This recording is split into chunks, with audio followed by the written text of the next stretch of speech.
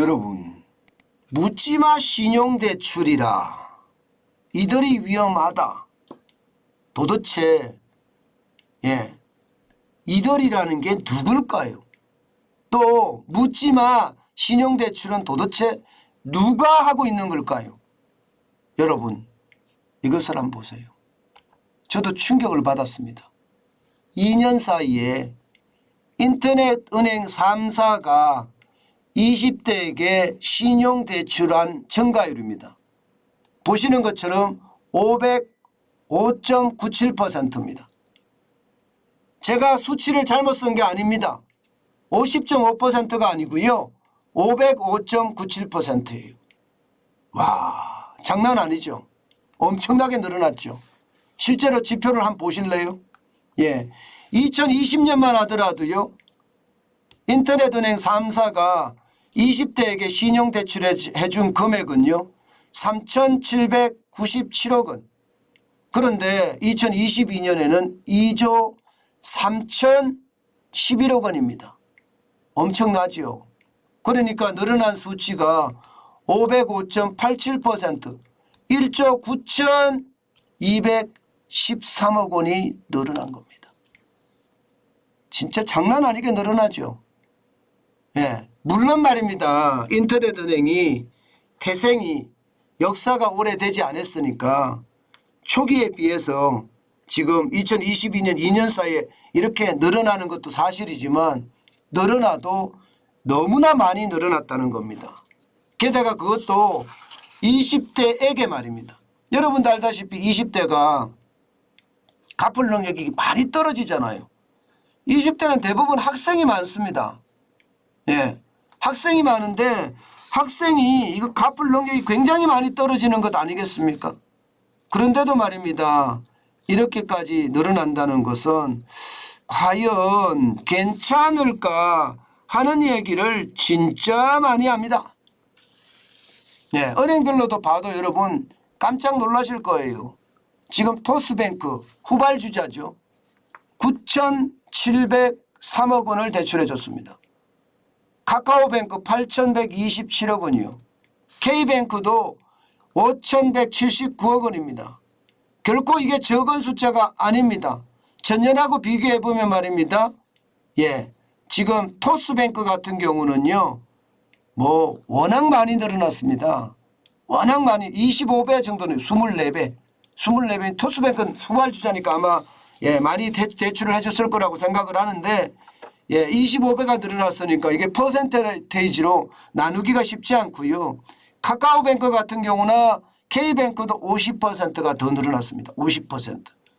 그러면 선발주자들도 지금 20대에 대한 신용대출을 늘렸다 이렇게 되는 거잖아요. 이렇게 되면 여러분 이 위기가 괜찮을까요? 저는 이게 쉽지 않다고 보는 거예요. 왜냐하면요. 5대 시중은행의 20대 차주 신용대출 잔액 보세요. 지금 무려 말입니다. 32.2%가 줄어들었습니다. 2021년에 7조 8,315억 원이 지금 2022년에는 4조 9,935억 원까지 줄어들었습니다. 2조 8,380억 원이 줄어들어서 32.2%가 줄어들었잖아요. 그런데 지금 반면에 인터넷 3사는 505%가 늘어났으니까 이것은 거꾸로 가도 지금 한참 거꾸로 가는 거죠. 저는 이것이 결국 말입니다. 시장의 위협으로 다가올 수 있을 거라고 생각을 합니다. 5대 시중은행이 왜 20대 차주에 대한 신용대출 잔액을 줄였을까요? 이것은 여러분 가만히 곰곰이 많이 생각해 봐야 되는 부분이고요.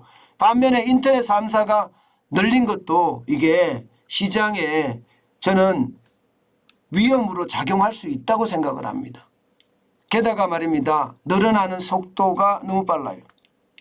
여러분 보시다시피 29세 이하로 갔습니다. 가구당 평균 신용대출 보유액을 보면 말입니다. 지금 늘어나는 속도가 굉장히 빠르죠. 648억 원에서 1,053억 원까지 죄송합니다. 648만 원에서 1,053만 원까지 올라갔죠. 증가율이 말입니다. 1년 사이에 62.5%입니다. 62.5%. 전 연령대 평균 증가율이 4%인 것을 감안해 보면 20대의 어떤 증가율이 너무 빨리 늘어나는 거죠. 그래서 위험하다는 이야기가 나오는 겁니다. 그러면 이게 20대 이하만 위험할까요? 인터넷 은행은 안 위험할까요? 아직 금액이 크지 않기 때문에 뭐 위험하다 이렇게까지 이야기하지는 않지만요. 일단 연체율이 늘어나는 것을 보면 괜찮지 않다 이런 이야기도 나옵니다.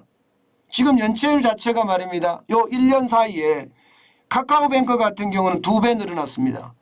0.22%에서 0.49%로 뛰었습니다.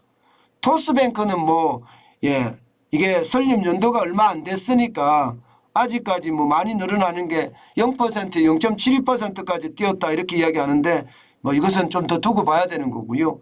K뱅크는 연체율이요. 굉장히 빨리 늘어납니다. 0.41%에서 0.85%로 늘어납니다. 이러면 20대 괜찮을까요? 대학생들 괜찮을까요? 학생들의 어떤 상황이 저는 더 힘들어질 수도 있는 그런 상황으로 갈 수 있다고 생각을 합니다.